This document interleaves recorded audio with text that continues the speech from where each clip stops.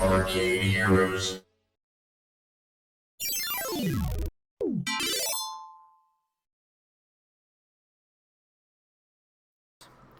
Sega has announced the production of their first VR arcade game called VR Agent.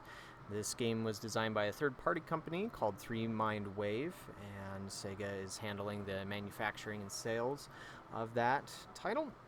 But they've worked with 3Mind Wave before. They developed ATV Slam for Sega, and so this would be their second game. This would mark Sega's first entry into virtual reality arcade gaming, as that is something they experimented with way back in the early 90s for the Model 1 hardware with something called Tech War, but that name was eventually changed to Netmark. But either way, that was never released, so Sega just never dabbled with it, whereas they decided to focus on other things like simulators and whatnot. But jump ahead to now, and they are giving it a try with this game. And I have footage of it at IAPA 2021. Just look for VR Agent. But that shows from this email that I'm going to cover here for you to see. It has a link to their trailer of it showing the single-player unit. Now, the version that's being launched is not a single-player unit. It's what you see here.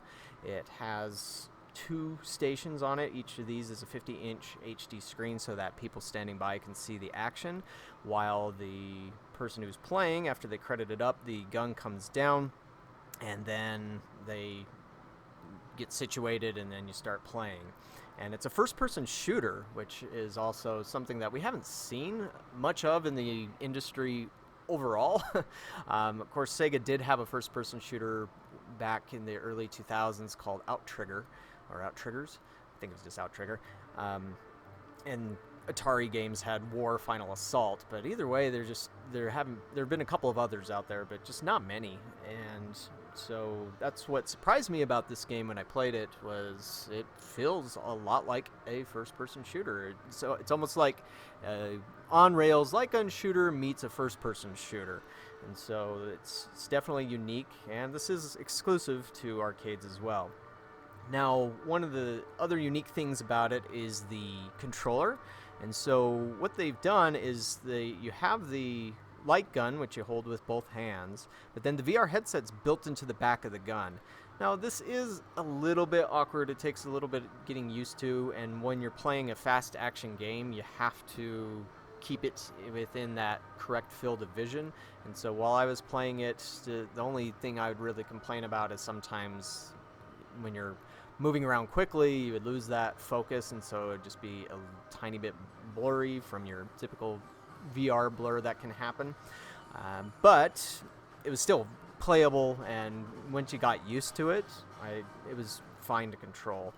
And so there's 5 missions built into the game, and another interesting thing about it that you don't see much of these days is that you're shooting people, there's blood splatter. And so while arcade games used to have a lot of that, Mortal Kombat obviously being one of the biggest names that would do that, and even the first House of the Dead had lots of blood splatter. That's something that most arcade developers have shied away from in recent years. Now, there is a mode, as it mentions in the email here, a robot mode that turns the enemies into robots, so you don't have blood splatter, but if the location doesn't mind having that sort of thing, then that may be what you come across with it. But either way, 5 missions. And as mentioned, it has 2 50-inch vertical screens. It has an air cannon for a little more immersive feedback, and it can link up to 4 players, so 2 of these units can link together, and then you can have 4-player action where you're this secret agent or going into these facilities. And so the email also mentions kind of those details as well, but then it shows this picture showing that it is, in fact, in production. And so that means it'll be shipping out very soon. In fact, most likely when they say that things like this, or announce things like this, that means that some units have already shipped out to those who put in their orders earliest. And so should be able to start finding this one out there very soon. And this also is available in North America as well as Europe.